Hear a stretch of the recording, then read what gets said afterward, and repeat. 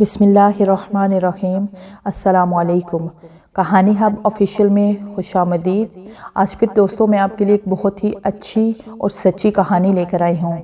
نئے آنے والے دوستوں سے گزارش ہے کہ وہ میرا چینل کو سبسکرائب کریں اور بیل آئیکن کو پریس کریں۔ تو چلیں بڑھتے ہیں کہانی کی جانب۔ وہ جب ہوش میں آئی تو گھر کے تقریباً سبھی افراد اس کے کمرے میں جمع تھے، منہ لٹکائے پریشان سے۔ ہانیہ قدرے حیران ہوئی، یوں سب کی یہاں موجودگی پر، پھر اٹھنے کی کوشش کی لیکن ایک دم دائیں ہاتھ میں شدید درد کا احساس جاگا۔ کراہتے ہوئے اس نے اپنے ہاتھ کی طرف دیکھا جہاں بینڈیج کی گئی تھی۔ نہ سمجھی سے ہاتھ کو چند پل تکنے کے بعد اس نے الجھ کر اپنی ٹانگوں کی طرف بیٹھی مہرنسا کی جانب دیکھا۔ اس کے کراہنے کی آواز پر سب اس کی جانب متوجہ ہوئے، یوں جیسے ان سب کے وجود میں جان آ گئی ہو۔ ہانیہ میری بچی، اب کیسی طبیعت ہے تمہاری؟ سب سے پہلے مہرنسا ہی تڑپ کر اس کی جانب آئی، ہاتھوں کے پیالے میں اس کا چہرہ تھام کر سوال کیا۔ میں ٹھیک ہوں مما، لیکن اب سب یہاں سب خیریت ہے نا؟ اور یہ میرے ہاتھ پر کیا ہوا؟ بینڈیج کیوں کی گئی میرے ہاتھ پر؟ وہ الجھے سے انداز میں سب کو دیکھتی پریشانی سے پوچھ رہی تھی، جبکہ اس کی بات پر وہاں موجود سب افراد کو شدید حیرت کا جھٹکا لگا۔ وہ سب تو یہ سوچے بیٹھے تھے کہ ہانیہ کے ہوش پر آنے ہی اسے اس حرکت کی وجہ پوچھیں گے کہ وہ کیوں خود کو زخمی کر رہی تھی، لیکن یہاں تو معاملہ ہی الٹ تھا۔ وہ خود بے خبری کے عالم میں ان سے یہ سوال پوچھ رہی تھی۔ کچھ نہیں ہانیہ بیٹا، بس معمولی سی چوٹ لگ گئی تھی تمہیں، اور کوئی بات نہیں۔ تم بتاؤ کیسا محسوس کر رہی ہو؟ اب کمزوری تو نہیں فیل ہو رہی نا؟ دادا جی ویل چیئر کو گھسیٹتے ہوئے اس کے بستر تک آئے اور اس کے سر پر ہاتھ رکھا، ساتھ ہی باقی سب کو خاموش رہنے کا اشارہ کیا۔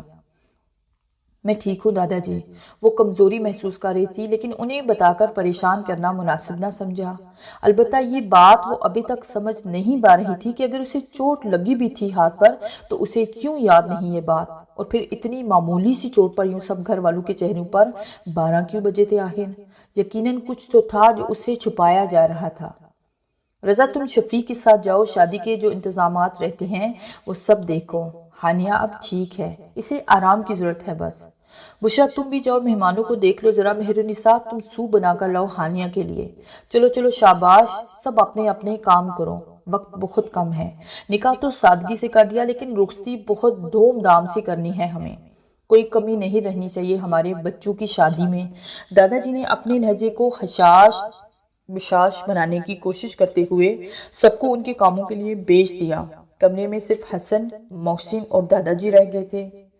حسن بیٹا تم بھی آرام کر لو، کل سے تیاریوں میں لگے تھے، اوپر سے ہانیہ کی فکر، ان سب چیزوں نے تھکا دیا ہوگا تمہیں۔ جاؤ سو جاؤ جا کر۔ محسن جاؤ تم بھی۔ دادا جی کے کہنے پر محسن سر ہلاتا کمرے سے نکل گیا، جبکہ حسن جھجکتا ہوا وہیں رکا رہا۔ وہ دادا جان، ہانی سے کچھ بات کرنی تھی، اگر آپ کی اجازت ہو۔ دادا جان کی سوالیہ نگاہوں سے گھبرا کر وہ بمشکل اپنی بات مکمل کر پایا۔ دادا جان کے چہرے پر مشفقانہ مسکراہٹ نے اپنی جھلک دکھلائی۔ میاں تمہاری منقوہ ہے وہ، اس سے بات کرنے کے لیے ہمارے اجازت کی ضرورت نہیں، اب تمہیں کر لو بات لیکن جلدی آ جانا۔ اور ہانیہ مہرنسا سوپ لے کر آتی ہے تو اسے ختم کرنا ہے تمہیں، اور اس کے بعد صرف اور صرف آرام کرو گی تم، سمجھ گئی؟ دادا جان ہانیہ کو تنبیہ کرتے ہوئے ویل چیئر گھسیٹتے کمرے سے باہر نکل گئے۔ دروازہ بند ہوتے ہی حسن نے ہانیہ کی طرف دیکھا جو پزل سی بیٹھی تھی، صرف ایک نظر حسن پر ڈال کر وہ سر جھکا گئی تھی۔ حسن بغیر کوئی آہٹ کیے چلتا ہوا اس تک آیا، بیٹھ کے ایک طرف ٹک کر بیٹھا، پھر ہانیہ کے پٹی میں بندھے ہاتھ کو دیکھا۔ وہ سارا منظر ایک بار پھر نگاہوں میں لہرا گیا جس نے تب حسن کو لرزا کر رکھ دیا تھا۔ تم ٹھیک ہو اب ہانی؟ اس کے جھکے سر کو دیکھتے ہوئے نرمی سے پوچھا۔ ہانیہ نے قدرے حیرت سے سر اٹھایا، وہ سمجھ نہیں پا رہی تھی کہ ایسا کیا ہوا تھا اس کے ساتھ جو سب اس قدر پریشان تھے۔ ہاں میں ٹھیک ہوں، بس ذرا سی کمزوری محسوس ہو رہی ہے یا شاید سستی، پتہ نہیں کتنی دیر سوتی رہی ہوں میں، اور شاید میرے زیادہ سونے پر ہی تم سب پریشان ہو گئے تھے، ہے نا؟ اس نے کمرے کے بوجھل سے ماحول کو نارمل کرنا چاہا۔ حسن نے اپنی بے بسی سے اسے دیکھا، پھر اسبات میں سر ہلا دیا۔ عجیب بات تھی، وہ خود بھول چکی تھی کہ اپنے ہاتھ پر کس وحشت کے عالم میں اس نے پے در پے وار کیے تھے، تو کوئی دوسرا اس سے کیا سوال کرتا؟ اس سب کی کیا وجہ پوچھتا۔ ہانیہ ایک بات پوچھوں، سچ سچ بتانا۔ حسن نے جھجک کر بات کا آغاز کیا۔ ہانیہ نے اس کے چہرے کے تاثرات دیکھے، جیسے یہ جاننے کی کوشش کر رہی ہو کہ وہ کیا پوچھنا چاہ رہا ہے، پھر ہلکے سے اسبات میں سر ہلا دیا۔ تمہیں کوئی ٹینشن ہے کیا؟ کوئی ذہنی پریشانی؟ دیکھو پلیز مجھ سے چھپانا مت کچھ بھی۔ یقین رکھو مجھ پر، تمہارا دوست ہونے کے ساتھ ساتھ شوہر بھی ہوں اب۔ تمہارے مسائل اب میرے مسائل ہیں، تمہاری پریشانیاں میری پریشانیاں ہیں۔ یوں اندر ہی اندر خود کو ختم مت کرو یار، شیئر کرو مجھ سے۔ وہ اس کا بایاں ہاتھ اپنے ہاتھ میں لیتے ہوئے گویا ہوا، ساتھ ہی اس کی آنکھوں میں جھانکا۔ حسن کی بات پر ہانیہ کے چہرے پر اضطراب کی جھلک دکھائی دی، چہرے پر تذبذب کے تاثرات تھے، جیسے وہ سمجھ نہ پا رہی ہو کہ حسن کے اس سوال کا کیا جواب دے۔ بولو ہانی، کیا وجہ ہے آخر کہ تم نے ہنسنا بولنا چھوڑ دیا ہے؟ ورنہ تم تو اتنی زندہ دل لڑکی تھی، گھر پر باہر جانے کو تیار رہتی تھی، لیکن اب کتنی بار تم سے باہر چلنے کو کہہ چکا ہوں اور تم بار بار انکار کر دیتی ہو، دوسروں کے ساتھ مل کر بیٹھتی نہیں ہو، یوں گمسم سی اپنے ہی کمرے میں قید ہو کر رہ گئی ہو۔ کتنے دن ہو گئے تمہارے چہرے پر مسکراہٹ کی ایک ہلکی سی جھلک تک نہیں دیکھی کسی نے، وہ جیسے آج سب کچھ چال لینے کا تہیہ کر کے آیا تھا۔ ہانیہ کی اس حالت نے اسے بھی شدید پریشان کر رکھا تھا۔ ہانیہ نے اس کی گرفت سے اپنا ہاتھ نکالا، پھر نگاہیں چرا کر ادھر ادھر دیکھنے لگی۔ ہانی، میں تم سے مخاطب ہوں یار، فار گاڈ سیک جواب دو مجھے۔ وہ جھنجھلا کر رہ گیا اس کی خاموشی پر۔ ہانیہ نے آنکھوں میں ہلکی سی نمی لیے اس کی جانب دیکھا، پھر جیسے ہمت جمع کرتے ہوئے اسے بتانے کی ٹھان لی۔ حسن، میں جس دن سے اس پرانی عمارت سے واپس آئی ہوں نا، یاد ہے جہاں سے تم لے کر آئے تھے مجھے اور ربیہ کو لاسٹ ایگزامز کے دن، اس دن سے بہت عجیب سی کیفیت ہو گئی ہے میری۔ اس عمارت میں میرے ساتھ کیا ہوا یہ تو مجھے یاد نہیں، لیکن اس دن کے بعد سے بہت بہت عجیب و غریب خواب آ رہے ہیں مجھے۔ خود اپنی حالت پر پریشان ہو کر رہ گئی ہوں میں۔ بعض اوقات ایسی حرکتیں کرتی ہوں کہ جس کے بارے میں کبھی سوچا بھی نہیں، اور حیرت کی بات یہ ہے کہ کچھ ہی دیر بعد سب کچھ بھول جاتا ہے مجھے۔ میں نارمل لائف جینا چاہتی ہوں حسن، سب کے ساتھ ہنسنا کھیلنا چاہتی ہوں، مل جل کر رہنا چاہتی ہوں، تمہارے ساتھ باہر جانا، لائف انجوائے کرنا چاہتی ہوں، ان خوبصورت لمحوں سے لطف اندوز ہونا چاہتی ہوں، اپنے اس نئے بننے والے رشتے کا لطف اٹھانا چاہتی ہوں، لیکن میں ایسا کچھ نہیں کر پا رہی۔ خود کو بے بس محسوس کرتی ہوں میں۔ ایسا لگتا ہے جیسے کوئی اندیکھی قوت مجھے روک رہی ہے، مجھے سب سے الگ تھلگ کر کے رکھنا چاہتی ہے، مجھے کسی شہر میں جکڑ لیتی ہے وہ قوت کہ خود پر میرا بس نہیں چلتا۔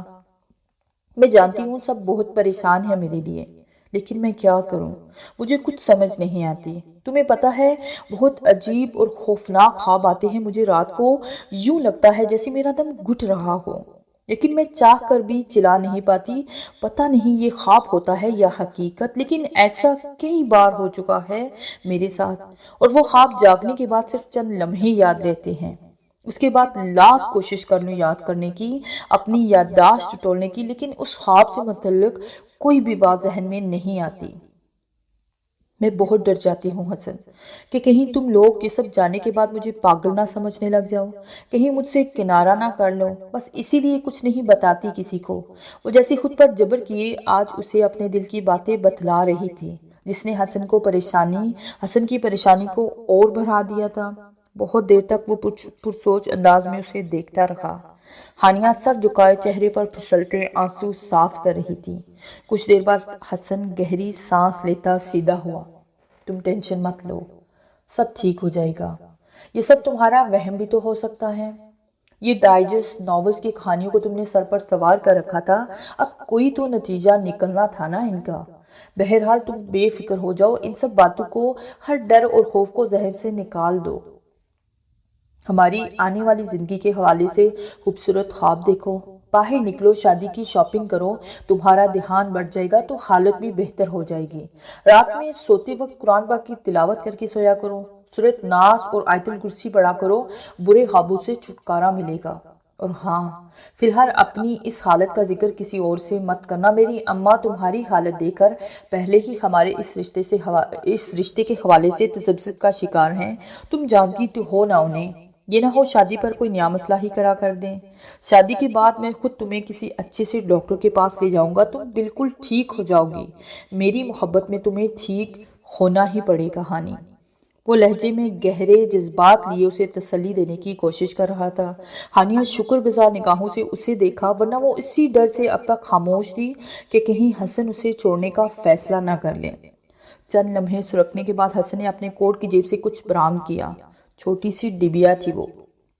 کچھ دیر اسے ہاتھ میں لیے وہ تکتا گیا، جبکہ ہانیہ کی بھی سوالیہ نگاہیں ڈبیا پر جمی تھی۔ حسن نے ہانیہ کو دیکھا، پھر مسکرا دیا۔ میری پہلی محنت کی کمائی سے تمہارے لیے یہ گولڈ کی رنگ خریدی تھی۔ سوچا تھا نکاح کے بعد تمہیں منہ دکھائی کے طور پر یہ رنگ دوں گا، لیکن جب تمہارے کمرے میں آیا تو یہاں کی صورتحال کو دیکھ کر خود دنگ رہ گیا۔ خیر جو ہوا سو ہوا، کہ اب اجازت ہے؟ سوالیہ نگاہوں سے اسے دیکھا۔ ہانیہ کا ہاتھ ابھی تک حسن کی گرفت میں تھا۔ ہانیہ نے جھنتے ہوئے اس بات میں سر ہلایا۔ حسن نے اجازت ملتے ہی وہ نازک سی رنگ اس کی انگلی میں ڈال دی۔ یہ صرف نکاح کے بعد کی منہ دکھائی ہے، رخصتی کے وقت بھی منہ دکھائی ملے گی تمہیں۔ کہیں یہ سوچ سوچ کر رنگ کالا نہ کر لینا کہ منہ دکھائی میں فقط ایک رنگ ہی ملی ہے۔ حسن نے شرارتی لہجہ اختیار کیا، جس پر ہانیہ کھلکھلا کر ہنس دی۔ حسن کو لگا جیسے ٹھنڈے پانی کی پھوار اس کے دل پر پڑی ہو۔ ہانیہ کے گالوں میں پڑتے ڈمپلز میں کہیں حسن کا دل الجھنے لگا تھا، نگاہیں بھی بے اختیار ہونے لگی۔ وہ کچھ کہنے ہی لگا تھا جب دروازے پر دستک ہوئی، ساتھ ہی محسن کی آواز سنائی دی۔ حسن بھائی، اماں بلا رہی ہیں آپ کو۔ حسن نے ایک نظر بند دروازے کو دیکھا۔ اچھا، آ رہا ہوں، اونچی آواز میں بتایا۔ دروازوں سے قدموں کی آہٹ دور جاتی سنائی دی۔ حسن ہانیہ کی طرف متوجہ ہوا، جو محبت بھری نگاہوں سے ہاتھ کی تیسری انگلی میں موجود رنگ کو دیکھ رہی تھی۔ میں چلتا ہوں ہانی، تم بھی آرام کرو، اور ہاں کوشش کرنا کہ زیادہ دیر اکیلی نہ رہو۔ مہمان وغیرہ آئے ہیں، ان کے ساتھ بیٹھ جایا کرو اور شادی کی تیاریوں میں بھرپور شرکت کرو، کیونکہ یہ دن دوبارہ نہیں آنے ہماری زندگی میں۔ اب کسی بھی چیز کی ٹینشن نہیں لینی، خوش رہا کرو۔ اگلے ہفتے مجھے میرے روم میں فریش اور خوشباش کھانی چاہیے، سمجھ گئی؟ پیار بھری ڈھونس لہجے میں برتے ہوئے وہ کہہ رہا تھا۔ ہانیہ نے بچوں کی سی معصومیت آنکھوں میں سموتے ہوئے سر ہلا دیا۔ گڈ گرل، چلو اب آرام کرو۔ میں ذرا اماں کی بات سن لوں۔ اس کے گال کو نرمی سے سہلا کر حسن اٹھ گیا۔ کوٹ جھٹک کر سیدھا کرتے ہوئے وہ کمرے سے نکل گیا، جبکہ ہانیہ پھر سے حسن کی دی گئی رنگ کو۔ گھر کی خواتین شادی کی شاپنگ کے سلسلے میں مارکیٹ گئی تھی، جبکہ تایا جی اور بابا خال وغیرہ کی بکنگ کے سلسلے میں مصروف تھے۔ کچھ مہمان گھر میں موجود تھے۔ ہانیہ کچھ دیر باہر ان کے پاس بیٹھی رہی، لیکن شدید بوریت کا احساس ہو رہا تھا اسے۔ پچھلے 2 دن سے اس میں کافی چینج آیا تھا۔ باہر نکل کر بیٹھنے لگی تھی وہ سب کے ساتھ، حالت بھی قدرے بہتر تھی اس کی۔ کومل کے ساتھ ہنسی مذاق بھی چلتا رہتا تھا، لیکن آج کومل بھی بازار جا چکی تھی اپنی ضرورت کی چند اشیاء کی خریداری کے لیے، اور وہ کومل کے بغیر خود کو اداس سا محسوس کر رہی تھی۔ ویسے تو وہ بھی شاپنگ کے لیے جا رہی تھی، لیکن آج چونکہ اسے پارلر جانا تھا، اس لیے وہ گھر ہی رک گئی تھی۔ محسن کی ذمہ داری لگائی گئی تھی اسے پارلر ڈراپ کرنے کی، جبکہ حسن سے مکمل پردہ کروا دیا گیا تھا۔ وہ بہانے سے ان کے گھر آتا، لیکن کومل اور دوسری لڑکیاں ہر بار اس کی چوڑی پکڑ لیتی اور ہانیہ کو ایک نظر دیکھنے کی خواہش دل میں دبائے اسے واپس لوٹنا پڑتا۔ ہانیہ بھی انجوائے کر رہی تھی اس سچویشن کو اور ان دنوں کو۔ حسن کا خیال آتے ہی اس کی لبوں پر دل فریب سی مسکراہٹ نے اپنا ڈیرا جمایا۔ پارلر کے لیے نکلنے میں ابھی 1.5 گھنٹہ باقی تھا۔ وہ کچھ دیر آرام کرنے کے گھر سے اپنے کمرے میں آئی، ڈریسنگ کے سامنے جا کر دوپٹہ کندھوں سے اتار کر بیڈ پر پھینکا، بالوں کو کیچر سے آزاد کرتے ہوئے ان میں برش پھیرنے لگی، ساتھ ہی ساتھ ہلکی سی آواز میں وہ کچھ گنگنا بھی رہی تھی۔ چہرے پر دل فریب اور خوشنما رنگ موجود تھے، جو اس بات کے ضامن تھے کہ اس کے خیالوں میں فی الوقت حسن کا بسیرا ہے۔ بالوں کو ڈھیلے سے جوڑے میں مکید کر کے مسکراتے ہوئے وہ کھڑکیوں کے پردے برابر کرتی لائٹ بند کرنے کو سوئچ کی جانب بڑھی کہ اسے روشنی میں نیند نہیں آتی تھی۔ ابھی بٹن آف کیا ہی تھا جب اسے عجیب سا احساس ہوا۔ ایک دم کسی غیر مرئی طاقت کے زیر اثر وہ دیوار سے جا لگی۔ شدید خوف کی ایک تیز لہر اس کے پورے وجود میں سرایت کر گئی۔ آنکھوں سے وحشت چھلکنے لگی تھی۔ اس نے اپنے وجود کو حرکت دینے کی کوشش کی لیکن اپنی جگہ سے 1 انچ بھی نہ ہل پائی۔ ہاتھ یوں دیوار سے لگے تھے جیسے ہتھکڑیاں ڈال دی گئی ہوں۔ مسلسل خود کو اس ان دیکھی قید سے چھڑانے کی کوشش کرتے ہوئے اچانک اسے ٹھٹک جانا پڑا۔ اپنے قریب، بہت قریب اور وجود کی موجودگی کا احساس ہوا تھا۔ اسے سانسوں کی تپش اپنے رخسار پر محسوس ہوئی تھی۔ اس نے دہشت سے سر اٹھا کر ادھر ادھر دیکھا۔ پردوں کی اوٹ سے اندر داخل ہوتی ہلکی ہلکی سی روشنی میں اسے وہاں کوئی بھی دکھائی نہ دیا، جس پر وہ ٹھٹھر کر رہ گئی۔ اس نے چیخنے کی کوشش کی لیکن کسی نے اس کے ہونٹوں پر انگلی رکھ کر خاموش کروا دیا تھا۔ ساتھ ہی پراسرار سی مردانہ آواز بہت نزدیک سے سنائی دی تھی، جیسے کوئی اس کے کان کے قریب سرگوشی میں بول رہا ہو۔ ہانیہ کی تو گویا سانسیں ہی رک گئی۔ خوف سے پھٹتی نگاہوں میں اب آنسو جمع ہونے لگے تھے، بدن پر لرزش سی طاری ہو گئی۔ چند لمحوں بعد اس نظر نہ آنے والے وجود کی انگلی کا لمس اس نے اپنی کمپٹی پر محسوس کیا اور اس جادوئی طاقت نے جیسے اس کے دل کے سارے ڈر، خوف اور وحشت کو کہیں دور بھگا دیا تھا۔ وہ خود کو کسی طلسم میں جکڑا ہوا محسوس کرنے لگی۔ آنکھیں خود بخود بند ہونے لگی۔ ایک سرور کی سی کیفیت تھی جو پہلے کبھی محسوس نہ ہوئی تھی۔ دل عجیب لذت کے عالم میں اس لمس کو محسوس کر رہا تھا۔ وہ انگلی کمپٹی سے رینگتی ہوئی اب دائیں رخسار پر آ رکی تھی، ٹھیک اس جگہ جہاں اس کا ڈمپل تھا۔ ہانیہ کے لب خود بخود مسکرا اٹھے، گالوں کے گڑے مزید واضح ہوئے۔ انگلی اب دھیرے دھیرے حرکت کرتی اس کی ٹھوڑی تک پہنچی تھی اور پھر انگلی اس کے چہرے سے ہٹا لی گئی۔ بیوٹیفل، کان کے قریب ایک بار پھر سرگوشی کی گئی تھی، لیکن اس بار اس سرگوشی نے اسے خوف میں مبتلا نہیں کیا تھا۔ اس کا دل اسی سرگوشی نما آواز کو بار بار سننے کے لیے مچلنے لگا۔ اس کی آنکھیں ہنوز بند تھی، جیسے وہ نیند کے عالم میں ہو، کوئی خوبصورت حسین ترین خواب دیکھ رہی ہو۔ چند ساعتیں گزری تھی جب اس نے اپنا وجود ہوا میں معلق ہوتا محسوس کیا۔ کسی نے بہت نرمی سے اس کے نازک وجود کو اپنے بازو میں اٹھایا تھا۔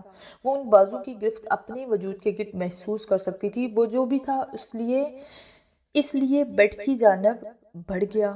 نرمی اور احتیاط سے اسے بیڈ پر لٹایا گیا تھا، پھر بڑی محبت اور عقیدت کے ساتھ اس کے دائیں ہاتھ کی پشت پر ہونٹوں کا لمس چھوڑا تھا۔ ہانیہ کو یوں محسوس ہوا جیسے اس کا دل اسی ہاتھ میں دھڑکنے لگا ہو۔ دھڑکنوں کا شور واضح سنائی دے رہا تھا۔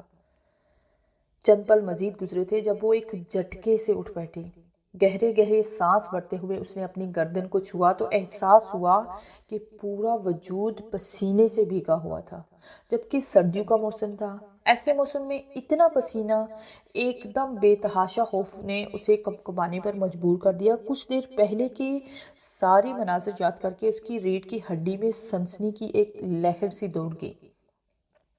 ذہن سمجھنے سے قاصر تھا کہ ابھی چند منٹ پہلے جو کچھ ہوا وہ سب صرف اس کا خواب تھا یا حقیقت سے بھی اس کا کوئی تعلق تھا۔ اس نے بے ساختہ اپنے گال کو چھوا جہاں وہ لمس ابھی بھی محسوس ہو رہا تھا، پھر اپنے ہاتھ کو دیکھا۔ بظاہر ایسا کچھ بھی نہ تھا جو یہ احساس دلاتا کہ جو کچھ ہوا وہ حقیقت ہے، لیکن اندر کہیں کوئی بار بار اسے یہ یقین دہانی کروانے کی کوشش کر رہا تھا کہ یہ سب فقط اس کا خواب نہیں ہے۔ ڈنر کے وقت سب خواتین اپنی اپنی شاپنگ ایک دوسرے کو دکھا رہی تھی۔ ہانیہ بھی وہی ان کے قریب بیٹھی تھی، کبھی لب کچلنے لگتی، کبھی دانتوں سے ناخن کاٹنے لگتی۔ نہ جانے کیوں اتنی عجیب بے قرار سی وہ بے قرار تھی، کہیں سکون ہی میسر نہ تھا۔ لگتا ہے ہانیہ مس کر رہی ہے حسن بھائی کو۔ کیوں ہانی؟ کومل نے لب دانتوں تلے دباتے ہوئے شرارت بھرے لہجے میں اسے مخاطب کیا۔ ہانیہ فقط مسکرا کر رہ گئی کہ اب اتنی خواتین کے درمیان بیٹھ کر وہ کیا کہتی۔ اگر اقرار کر بھی لیتی تو اس کا ریکارڈ لگ جاتا۔ کیا بات ہے ہانیہ، بڑی خاموش سی ہو؟ بشریٰ بیگم نے اسے مخاطب کیا۔ ہانیہ کی اب بہتر ہوتی حالت پر ان کے دل کا میل بھی ذرا کم ہوا تھا اور اپنی سوچ پر وہ خود بھی شرمندہ سی ہو کر رہ گئی تھی۔ تھک گئی ہو کہ نا؟ آج بازار میں خار بھی تو بہت ہوئے ہیں۔ مہرالنساء نے محبت سے ہانیہ کی طرف دیکھا جس کے چہرے پر واقعی تھکن کے آثار تھے۔ ارے اتنی جلدی کیسے تھک گئی؟ ابھی تو ڈھولک رکھنی ہے ہمیں، یہ تھکاوٹ وغیرہ کا کوئی بہانہ نہیں چلے گا۔ کومل تو فوراً بول اٹھی۔ باقی لڑکیوں نے بھی اس کی ہاں میں ہاں ملائی۔ لڑکیوں مت تنگ کرو میری بہو کو، آج وہ واقعی بہت تھک گئی ہے، آرام کرنے دو اسے۔ پھر مہندی، بارات اور ولیمہ کے دن بھی تو تو اسی نے تھکنا ہے، اسے پہلے تو سکون کا سانس لینے دو بیچاری کو۔ ہانیہ پتر تم جاؤ اپنے کمرے میں، جاؤ شاباش، آرام کرو جا کر۔ کل پھر پارلر جانا ہے تم نے، اب تمہارے بازار جانے کے چکر ختم، ہمیں اپنی بہو کو بیمار نہیں کرنا شادی پر۔ بشریٰ بیگم ان سے مخاطب تھی۔ ہانیہ تو جیسے پہلے ہی اجازت ملنے کے انتظار میں تھی، سر ہلاتی اٹھی، کمر گویا اکڑ سی گئی تھی، گردن کے قریب کندھوں میں بھی درد ہو رہا تھا۔ بالوں میں ہاتھ چلا کر انہیں درست کرتی وہ اپنے کمرے کی جانب بڑھ گئی۔ کمرے میں آ کر سائڈ ٹیبل پر بڑے جگ سے پانی گلاس میں ڈیلا، 3 سانس میں پانی ختم کر کے گلاس واپس رکھا، لائٹ آف کر کے 0 پاور بلب آن کیا اور بالوں کو کیچر سے آزاد کرتے ہوئے وہ آری ترچھی بیڈ پر گرسی گئی۔ آنکھیں بند کی تو چھم سے حسن کا چہرہ، حسن کا سراپا آنکھوں میں لہرا گیا، ساتھ ہی چند دن پہلے کا وہ واقعہ جو جانے خواب تھا یا حقیقت۔ ایک دم خوف نے اسے اپنے حصار میں لیا تھا، زیر لب آیت الکرسی کا ورد کرتے کرتے وہ کب غنودگی میں گئی خبر ہی نہ ہوئی۔ نہ جانے کتنی دیر گزری تھی جب یوں ہی اچانک اس کی آنکھ کھلی، شاید ہنکی کا احساس ہوا تھا تبھی نیند ٹوٹ گئی تھی، البتہ ذہن ابھی بھی غنودگی کی کیفیت میں تھا۔ آنکھیں کھولنے پر بھی کچھ دکھائی نہ دیا، شاید لائٹ چلی گئی تھی۔ وہ بیڈ سے اتری، چپل پہنے بغیر اندازے سے ڈریسنگ ٹیبل کی جانب بڑھی جس کے ایک دراز میں ٹارچ رکھی تھی۔ باہر بھی صرف خاموشی چھائی تھی، غالباً سب سو چکے تھے۔ وہ ادھر ادھر ہاتھ مارتی ڈریسنگ ٹیبل تک پہنچی، دراز کو کھول کر ہاتھ سے ٹٹولتے ہوئے ٹارچ تلاش کرنے کی کوشش کی۔ چند ہی لمحوں میں ٹارچ اس کے ہاتھ میں تھی، اس نے ٹارچ آن کی لیکن وہ آن ہی نہیں ہوئی۔ بار بار بٹن آن آف کرنے کے باوجود بھی کامیابی نہ ہوئی تو وہ جھنجھلا سی گئی۔ کیا مصیبت ہے؟ انداز میں غصے کی جھلک تھی۔ پیشانی پر ہاتھ رکھتے ہوئے اس نے غصے کو کم کرنا چاہا، سیل بھی پاس نہ تھا کہ اس کی ہی روشنی کر لیتی۔ تیش میں ہانیہ نے ٹارچ کو دوسرے ہاتھ پر مارا اور حیرت انگیز طور پر ٹارچ آن ہو گئی۔ ہانیہ نے حیران ہو کر ٹارچ کی جانب دیکھا جس کا بٹن تو آف تھا، پھر ٹارچ خود بخود کیسے جل اٹھی؟ ابھی وہ اسی بات پر الجھ رہی تھی جب اس کی نگاہ ڈریسنگ مرر پر پڑی اور خوف کی ایک شدید لہر اس کے پورے وجود میں سرایت کر گئی۔ بے ساختہ منہ پر ہاتھ رکھ کر اس نے اپنی چیخ کو روکا تھا، 2 قدم لڑکھڑا کر پیچھے ہوئی۔ اس سرد موسم میں اس کی پیشانی پسینے سے شرابور تھی اور اس نے اپنا پسینہ صاف کیا، پھر پھٹی پھٹی نگاہوں سے دوبارہ ڈریسنگ مرر کو دیکھا جہاں تازہ خون سے چند الفاظ لکھے تھے: Hania, come to S P fort on 17 December at 2:30 AM۔ اس کے ہاتھ سے ٹارچ چھوٹ کر زمین پر جا گری۔ 17 دسمبر کی رات 2:30 بجے اسے اس جگہ بلایا جا رہا تھا اور آج 16 دسمبر کی رات تھی، یعنی کل۔ لیکن کیوں؟ اور بلانے والا تھا کون؟ کیا مقصد تھا اس کا؟ کیوں وہ ہانیہ کے پیچھے پڑا تھا؟ کیوں ہر وقت اسے خوف کے حصار میں قید رہنے پر مجبور کر رہا تھا؟ بہت سے سوال اٹھ رہے تھے اس کے دماغ میں، لیکن وہ بے یقینی سے شیشے کو دیکھتی جا رہی تھی۔ تبھی لائٹ آنے سے پورا کمرہ روشنی میں نہا گیا۔ ہانیہ نے آئینے کی جانب دیکھا، وہ الفاظ آج غائب نہیں ہوئے تھے۔ تازہ خون بہتا ہوا نیچے تک آتا ڈریسنگ ٹیبل کو رنگین کرتا جا رہا تھا۔ مطلب یہ سب جسے وہ اب تک خواب سمجھتی رہی تھی وہ خواب نہیں تھا، مجسم حقیقت تھا، اور آج کے اس واقعے کے بعد وہ اس حقیقت کو جھٹلا نہیں